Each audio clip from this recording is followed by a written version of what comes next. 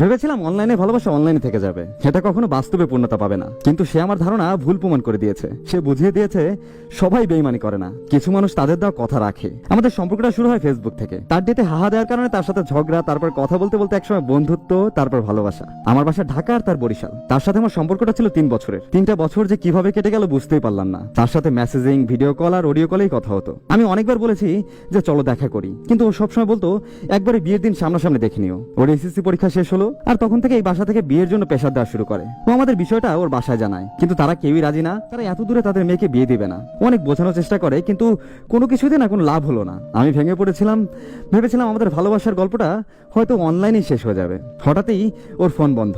আমি অনেক চিন্তায় পড়ে গেলাম, ওর কি বিয়ে হয়ে গেল নাকি অন্য কিছু। পরদিন সকালে 8টার দিকে আমার ফোনে কল আসে। তো আমাকে বলে, শোনো আমি তো আগে কখনো ঢাকা আসিনি, তুমি কি একটু গাবতলী বাস স্ট্যান্ডে আসতে পারবা? আমি তাড়াহুড়ো করে বাস স্ট্যান্ডে গেলাম, ওর জন্য অপেক্ষা করতে থাকলাম। ও যখন বাস থেকে নামলো আমি দৌড়ে গিয়ে ওকে জড়িয়ে ধরলাম। ইচ্ছে তো করতেছিল ওকে এভাবেই সারাক্ষণ জড়িয়ে ধরে রাখি। তখনকার অনুভূতিটা আমি আসলে মুখে বলে বোঝাতে পারবো না, যে তখন আমি আসলে কতটা খুশি হয়েছিলাম। যে মানুষটাকে আমি সামনাসামনি কখনো দেখিনি, তবুও তাকে এতটা ভালোবেসে ফেলেছি। আর সে আজ আমার জন্য সবকিছু ফেলে আমার কাছে ছুটে চলে এসেছে। এই সুখ আসলে বলে বোঝানো সম্ভব না। ওখান থেকে বন্ধুদের ফোন দিয়ে সরাসরি কাজে অফিসে চলে যাই, বিয়ে করে বাসায় যাই।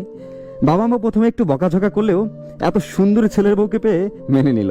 4 মাসের মতো হয়েছে ওর ফ্যামিলি মেনে নিয়েছে। এখন 2 ফ্যামিলিরই আমাদের বিয়ের অনুষ্ঠান নিয়ে আলোচনা চলছে। শীঘ্রই তারিখ ঠিক হবে, আমাদের জন্য দোয়া করবেন। আলহামদুলিল্লাহ আমরা দুজনে অনেক সুখে আছি। পূর্ণতার গল্পগুলো শুনতে ভালো লাগে, তাই না? কিন্তু সম্পর্ক পূর্ণতা পাওয়া কি এতটাই সহজ? কিছু পেতে হলে তার জন্য অবশ্যই কষ্ট করতে হবে। দুইটা মানুষেরই মন থেকে চেষ্টা করতে হবে, তা না হলে সম্পর্ক পূর্ণতা পাওয়া সম্ভব না। লোক দেখানো বা মিথ্যা ভালোবাসার মায়া দিয়ে কখনো সম্পর্ক পূর্ণতা পায় না। আশা করি এই লোক দেখানো বা মিথ্যা ভালোবাসার মায়া অন্যকে দেখাবেন না।